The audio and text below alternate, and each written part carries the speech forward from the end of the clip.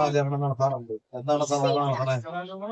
ആണ്ട് വരുമ്പോ മനുഷ്യന്റെ ആദ്യത്തെ വർഷമാണെങ്കിൽ ചിലപ്പോ 7 അനുസ്മരണം, അത് ചിലപ്പോ 2-നടത്തും, 3-നടത്തും, 4-നടത്തും, 5-നടത്തും, 6-നടത്തും സൗകര്യമുണ്ട്. ചിലപ്പോ 7 കഴിഞ്ഞിട്ട് നടത്തും. പിന്നെ നടത്തുന്നത് 40-ാം ദിനോ 41-ാം ദിനോ എന്നൊക്കെ പറഞ്ഞ് അങ്ങനെ നടത്തും. പിന്നെ ആ ഡേറ്റ് ദിവസം കൃത്യം നോക്കില്ല, വീട്ടിലെല്ലാവരുടെയും സൗകര്യമൊക്കെ നോക്കിയിട്ട് കൃത്യ ദിവസം കൊണ്ട് നോക്കുക. 38-ആയാലും 42-ആയാലും അതൊരു പ്രശ്നമാണ്. പിന്നെ ആണ്ട് ചിലര് എല്ലാ കൊല്ലവും ആ ദിവസം ആകുമ്പോ ഒന്ന് കുർബാന ഏൽപ്പിക്കും, ഒഫീസ് ഏൽപ്പിക്കും, ഇന്ത്യക്കായി പ്രാർത്ഥിക്കും.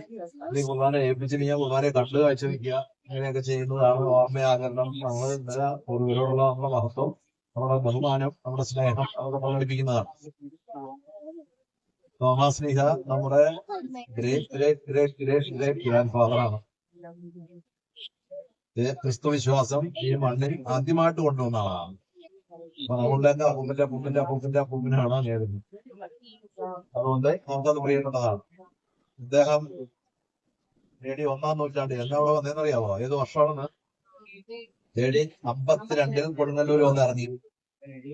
അത് കഴിഞ്ഞിട്ട് AD 72-ൽ മാലിയങ്കര അവിടെ കുത്തേറ്റ് മരിച്ചു.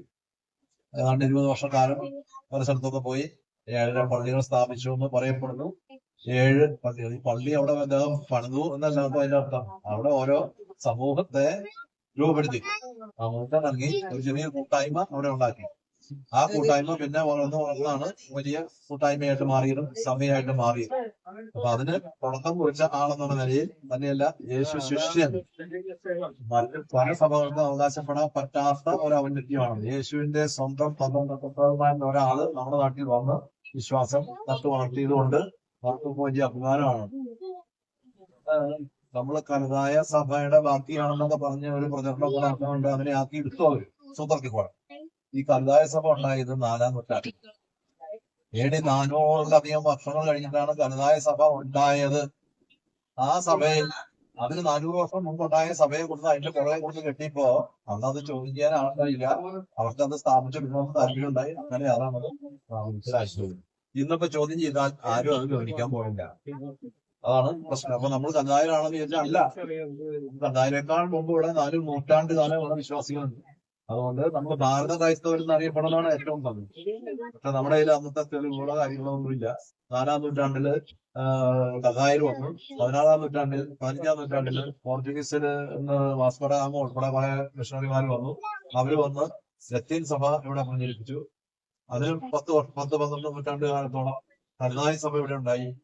ലത്തീൻ സഭയും നമുക്ക് അന്യമാണ്, കരുതായ സഭയും നമുക്ക് അന്യമാണ്.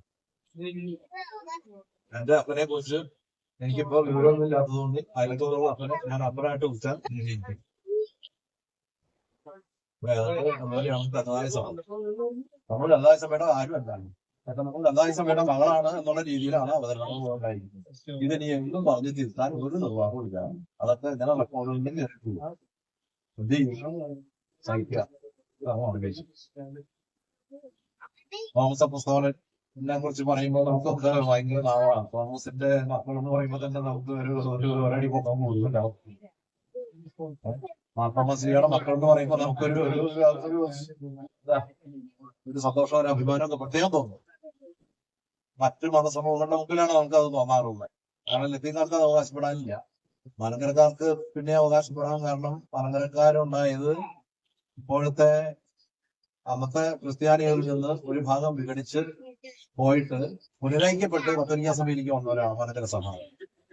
അത് ഈ 2000 ആണ്ടിലാണ്, എന്താ പറയാ 20-ാം നൂറ്റാണ്ടിലാണ് അന്ന് പോയത്. അങ്ങനത്തെ 80-85 കൊല്ലമായിരുന്നു അന്ന് മലങ്കര സഭ ഉണ്ടായിട്ട്.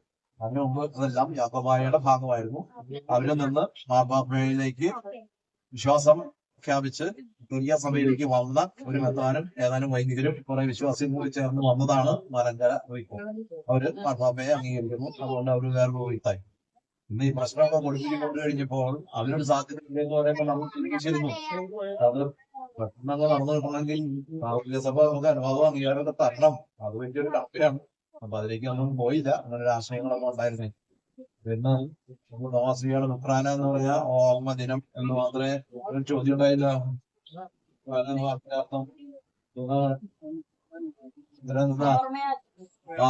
ഓർമ്മയാകണം അല്ലെങ്കിൽ ഓർമ്മ ദിനം എന്ന് പറഞ്ഞാലും ശരിയാണ്. അതാണ് വാക്കിന്റെ അർത്ഥം.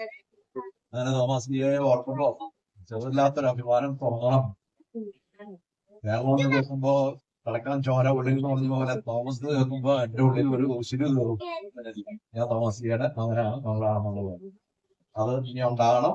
ആ തോമസ് എന്തിനു വേണ്ടി നിലകൊണ്ടോ അതിനുവേണ്ടി നിലനിൽക്കുമ്പോഴേ നമ്മുടെ ഭാഗം കൂടി ക്ലിയർ ആവുള്ളൂ.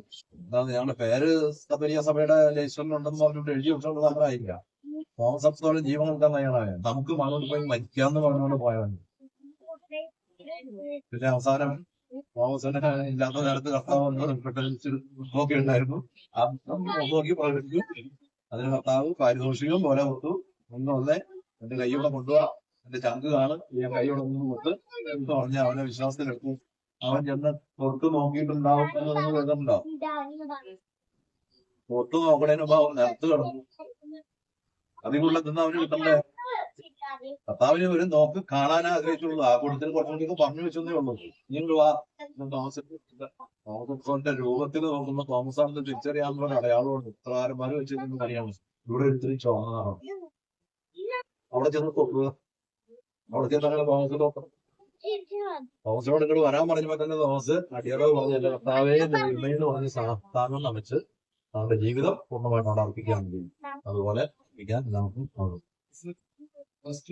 Group B full mark.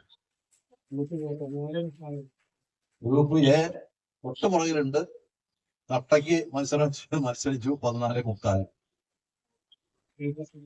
Group C 12.4. മൂന്നാം സ്ഥാനം. വിജയികൾക്ക് അഭിനന്ദനങ്ങൾ. അടുത്ത യൂണിറ്റ് ഒരു പുതിയ ഭരണസമിതിയുടെ സാന്നിധ്യം ഏറ്റെടുക്കാനായിട്ട് നിങ്ങൾ എന്നെ ചുമതലപ്പെടുത്തിയതിന് നിങ്ങളോട് ഏറെ നന്ദിയുണ്ട്. അതോടൊപ്പം തന്നെ ഈ തെരഞ്ഞെടുക്കപ്പെട്ട എല്ലാ ഭാരവാഹികളോടൊപ്പം നിങ്ങൾ ഉണ്ടായിരിക്കണം. നമ്മുടെ യൂണിറ്റിന്റെ പ്രവർത്തനങ്ങൾ കൂടുതൽ ഊർജ്ജസ്വലമാക്കിക്കൊണ്ടും നല്ല രീതിയിൽ എന്നാലും ഞാൻ പാടാം. ഒരു നിമിഷം എൻ യേശുവിൻ മുന്നിൽ ഒന്നു മനസ്സു തുറന്നു പങ്കിടാൻ മോഹം. കരുണമേറും കഥ പറയുമ്പോൾ കരുണയോടത് മുഴുവൻ കേൾക്കാൻ നാദാ നീ മാത്രം എന്നെ കാത്തിടുന്നിടുവൻ. കൂശിൽ നീ ചേർത്തു എന്റെ രോഗദുരിതങ്ങളെല്ലാം. ഒരു നിമിഷം എൻ യേശുവിൻ മുന്നിൽ ഒന്നു മനസ്സു തുറന്നു പങ്കിടാൻ മോഹം.